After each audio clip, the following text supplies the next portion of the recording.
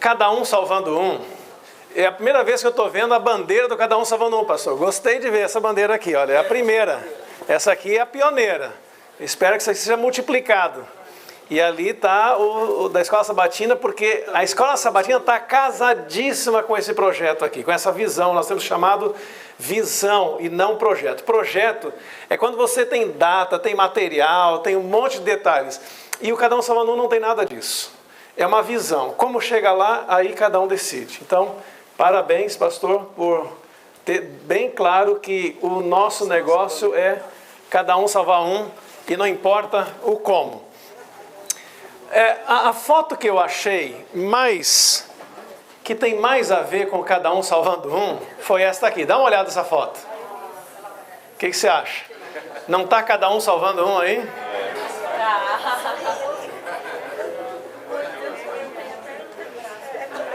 Isso aqui já disse tudo o que é o cada um salvando um. Mas, para a gente não perder o emprego, eu vou falar um pouquinho mais, né? Não poderia ser essa aí também? Tem tudo a ver ou não? A abelha vive por causa da flor e a flor existe por causa da abelha. Não poderia ser uma dessas aí também? Essa história aqui do meio é muito bonita, né? Esse aqui é um cachorro cego e esse outro aqui entende isso e os dois andam sempre juntos. Isso aqui também não tem? Não está cada um salvando um aqui? Esse é o Espírito de Deus para o ser humano. Essa é a lógica divina para o cristianismo. E eu penso que poderia ser assim, ó, cada um salvando um, pode ser cada membro salvando um amigo e cada amigo salvando um membro. Faz sentido ou não? Porque a salvação do ser humano depende dele salvar alguém. Se não houvesse o não salvo, a gente não se salvaria. Mas o que muitos membros não entendem é isso, que não apenas o não cristão precisa da gente, como nós precisamos daquele que não é cristão. Esse é o plano que Deus decidiu. Senão Deus viria aqui e salvaria todo mundo, né? Mas por que o Espírito Santo não vem aqui em questão de fração de segundo salva todo mundo? Exatamente porque eu preciso dedicar meus dons à missão para fortalecer a minha vida espiritual.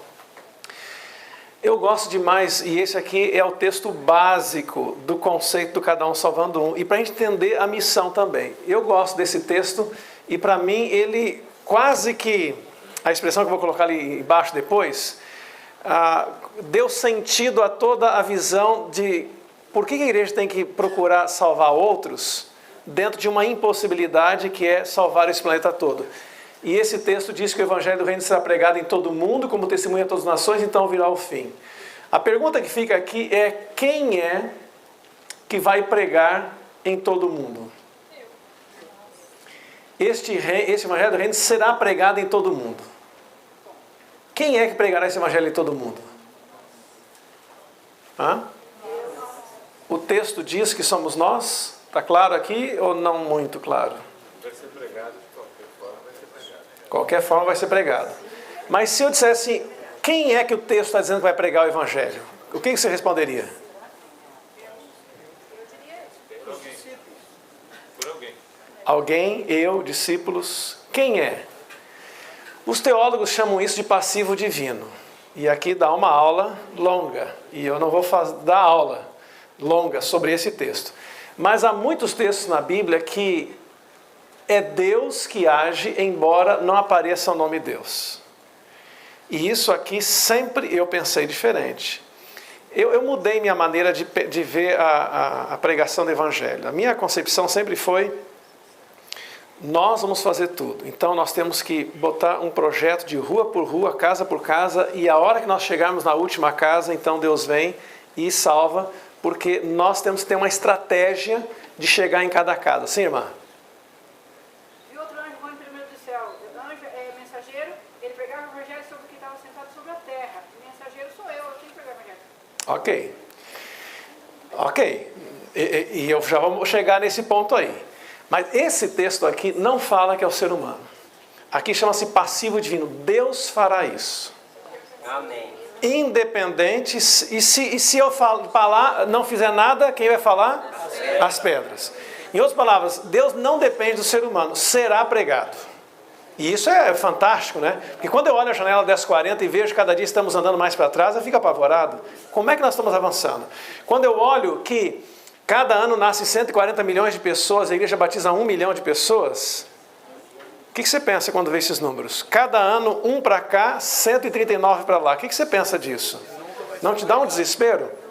Quando você vê igrejas cristãs fechando no mundo muçulmano e eles tomando conta do planeta todo, isso não te dá um desespero? Mas cada vez estamos mais longe. O programa de missão global surgiu na igreja em 1990 e de lá para cá nós temos milhões e milhões de pessoas a mais não evangelizadas. Nós estamos trabalhando em TV e rádio, cada ano tem mais gente não evangelizada. Se olhar aqui essa cidade, quantos nós batizamos nos últimos anos e quantas pessoas nasceram, nós estamos parece que andando para trás. Fala, meu irmão. Lembrei de um texto de Ellen White que diz que haverá situações em que os próprios anjos levarão a mensagem, né? Esse texto está nos dizendo que isso não é obra que nós vamos dar conta. Agora, e onde é que nós ficamos então? Aí o Mateus 25 vem e fala sobre três histórias.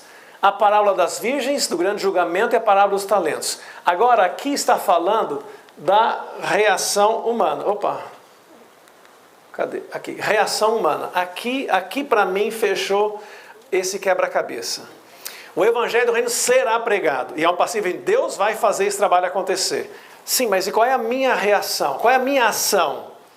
Ou reação, que eu creio que é a melhor expressão. Bom, há essas três parábolas aqui. A parábola das virgens, a história do grande julgamento e a parábola dos talentos. E eu queria pôr de uma outra forma isso para vocês. Eu gosto de pensar que esse é o triângulo da salvação. Deus salva as pessoas, mas Ele decidiu me usar para eu chegar ao próximo, levar o próximo para Deus. Olha como é que fica essa análise, essa ilustração aqui. Interessante que o passador não está agora tão bom como antes. Nós estamos falando aqui em três palavras: comunhão, relacionamento e missão, né? Comunhão, parábola das virgens, né? As virgens tendo o azeite do Espírito Santo, né? Sendo guiadas por Deus na comunhão. Relacionamento é a grande julgamento. Senhor, em teu nome não fizemos isso e aquilo.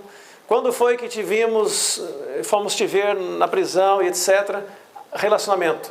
E a parábola dos talentos está na missão, usar os dons para Deus. Você vê um triângulo perfeito aqui. Esta é a reação humana.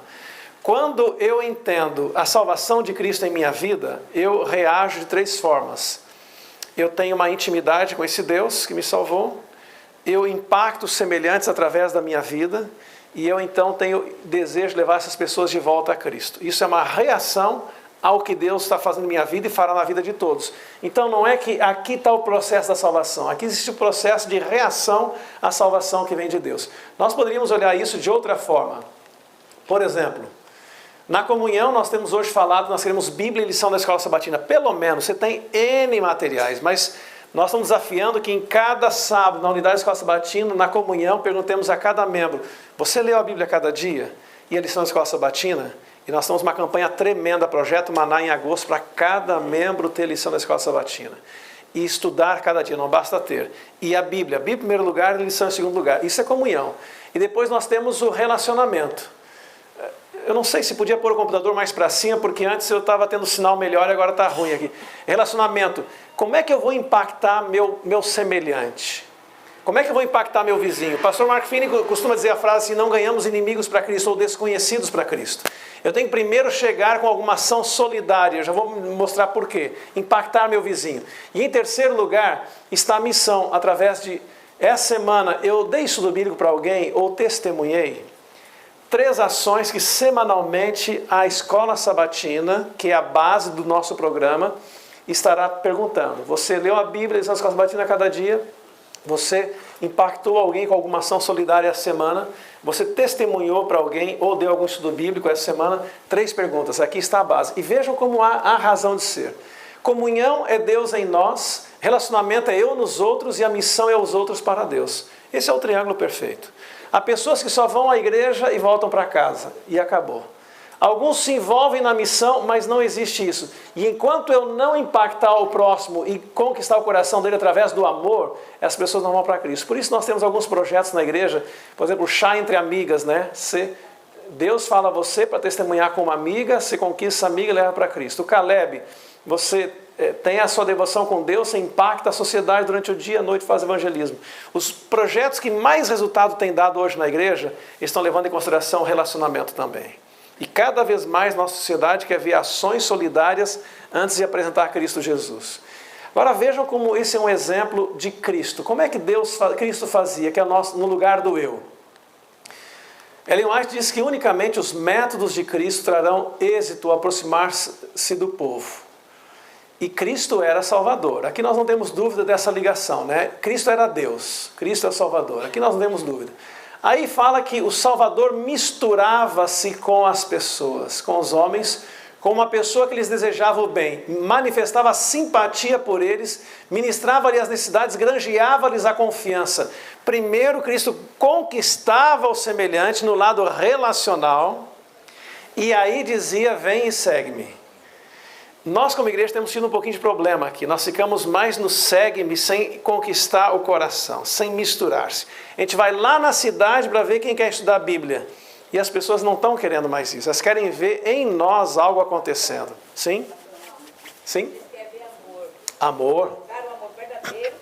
Daí sem falar a palavra se converte. A maior Bíblia, o maior poder. Há pessoas que assistem a Novo Tempo, vocês já ouviram falar sobre isso. E aí elas vão na igreja. E a Novo Tempo é um show, né? Aí a pessoa vai na igreja imaginando que na porta vai ter uma multidão abraçando. E esses dias uma senhora escreveu para Novo Tempo dizendo... Olha, pastor Luiz Gonçalves me convidou para ir na igreja e eu fui, uma igreja mais próxima da minha casa. Entrei, saí, ninguém me cumprimentou, ninguém falou comigo, ninguém percebeu minha presença na igreja. Será que esta igreja a igreja adventista é realmente a igreja do Novo Tempo? E aí, o pessoal lá da escola bíblica mandou outra cartinha pedindo desculpa e dizendo, você poderia procurar um outro endereço de uma outra igreja? Porque aquela lá está perdida, né? Uma outra igreja, e graças a Deus essa mulher foi numa outra igreja, foi bem atendida e hoje é irmã nossa na fé. Amém. Mas o povo está querendo ver esse relacionamento. Por isso que o pequeno grupo, que é hoje a unidade fora da unidade, nós hoje cremos que a unidade da escola sabatina tem que sair da igreja durante a semana e se encontrar num outro lugar. O pequeno grupo ele funciona ainda, mas hoje só 15, 20% dos membros da igreja decidiram entrar em pequenos grupos. Ok, mas hoje nós cremos que o pequeno grupo oficial da Igreja Adventista é a Escola Sabatina. E que todo ancião, disse o pastor Reginaldo, deve ser um professor da Escola Sabatina e aquela é a igreja dele. Um ancião é um subpastor, diz Ellen White. E a igreja dele é esta unidade da Escola Sabatina. Ele vai ver quem não veio na chamada, ele vai saber quem não veio para visitar sábado à tarde. Ele vai descobrir os dons dos membros da unidade dele, vai estudar a Bíblia com esses e durante a semana vai marcar a casa de alguém deles, para todo mundo levar os amigos e eles mesmos se relacionarem e ir para a casa de alguém durante a semana. Então eles têm o cognitivo, que é o intelectual na igreja, eles têm o lado do congregação na igreja, mas durante a semana eles têm o lado relacional e se quiser colocar estudo bíblico, lá coloca. Mas lá ele conquista, faz essa amizade aqui, ó, essa amizade, para então levar as pessoas a Cristo. Houve um campo nosso, uma associação que fez uma pesquisa com todos os líderes da igreja no início do ano. Perguntou assim, como é que você veio para a igreja? Como é que você conheceu o evangelho? Aí eles colocaram, a maioria amigos, parentes, vizinhos. A maioria em todo lugar. Amigo, parente, vizinho. Não se ganha desconhecido para Cristo. Não se ganha desconhecido. Aí perguntou assim, o que fez você tomar a decisão para Cristo? E é muito importante essa pergunta porque são pessoas que vieram e ficaram. Não é aqueles que vieram e foram embora. Vieram e ficaram. São líderes de igreja hoje. Sabe qual é o índice mais forte? O que foi que levou você a tomar a decisão? Era a pergunta. E eu fiquei pensando, isso aqui foi o evangelismo público, isso aqui foi a semana de colheita, isso aqui foi a classe bíblica, isso aqui foi os membros, foram os amigos que fizeram ficar na igreja. Sabe, aliás, que fizeram você decidir por Cristo. E a resposta foi igreja. Eu nunca tinha ouvido isso. Igreja. Eles disseram, o que me fez tomar a decisão pelo batismo foi ir na igreja e sentir a família. Esta família, quando eu cheguei lá e vi o culto, vi o senso de família, abraços e tal, isso me levou a tomar a decisão. E a gente nunca pensa que a igreja leva pessoas a tomar a decisão. Quanta visita vem na igreja? Dependendo do que elas vêm aqui, e se elas nos sentem um corpo de amigos, as pessoas dizem, ok, eu vou te seguir, Senhor.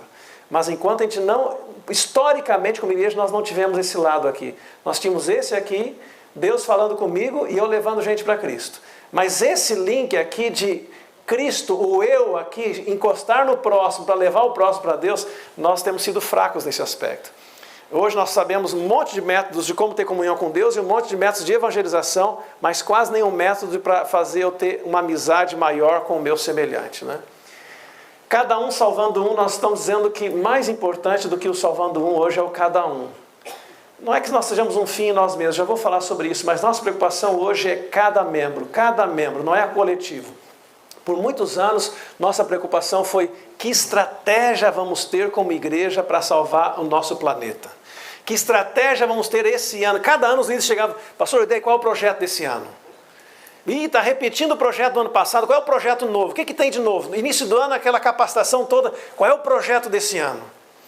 E sabe, irmãos, nós já temos tempo de igreja suficiente para entender que essa igreja não vai avançar por projetos, mas é o Espírito Santo. Ou nós vamos cair de joelhos e dizer, Senhor, nós reconhecemos que não existe solução humana para a evangelização, ou então nós vamos continuar com a mesma história da igreja que temos tido até aqui. O documento sobre reavivamento e reforma que nós lemos no ano passado, estudamos bastante, começava dizendo um reconhecimento, um meia-culpa, dizendo nós temos maiores instituições, nós temos mais dinheiro, mentes pensantes, nós temos um grupo de líderes mais qualificados que no passado, nós temos estrutura, nós temos recursos, mas nem por isso estamos conseguindo ir mais longe, porque esquecemos o item principal da fórmula chamado Espírito Santo. E não por nossas próprias forças há de a obra terminar, mas pelo Espírito. Então nós estamos entendendo que nós não temos agora uma estratégia. Cada um salvando um, eu disse, não tem manual, não tem data, não tem método, não tem nada disso. Tem pessoas. Nós queremos que você descubra seu dom e entregue para Deus. Amém. Por muitos anos a preocupação era o como, agora é o que. Nós não vamos dizer para você como andar daqui até lá. Só estamos dizendo, o objetivo é lá. Salve alguém. Como? Descubra seu dom. Faça da sua maneira. Faça no dia que você achar melhor, mas faça alguma coisa. Esse é o objetivo. Essa visão não surgiu por causa de uma crise, porque nós estamos batizando menos. Ano passado foi o terceiro melhor ano dos 28 anos da União Sul-Brasileira em termos de batismo. Foi um ano excepcional. Cada 9 membros e meio levou uma pessoa a Cristo. Isso aí nós não tínhamos mais conseguido nos últimos anos. Foi um ano excelente em termos de batismo comparado ao histórico, mas nada a ver com aquilo que essa igreja será um dia. Então não é porque houve uma crise nós dizemos, vamos mudar porque aqui não está bom. Não foi isso. Humanamente falando, não foi isso. É porque nós nos convencemos de que mais importante dizer que nós temos que mudar alguma coisa é a convicção de que nós precisamos ir por um outro caminho, não esse que nós temos andado até hoje. Nossa preocupação, mais do que ampliar o número de membros, é mobilizar os que nós já temos dentro. Você está entendendo que muda um pouquinho a visão? A grande preocupação é quantos entraram.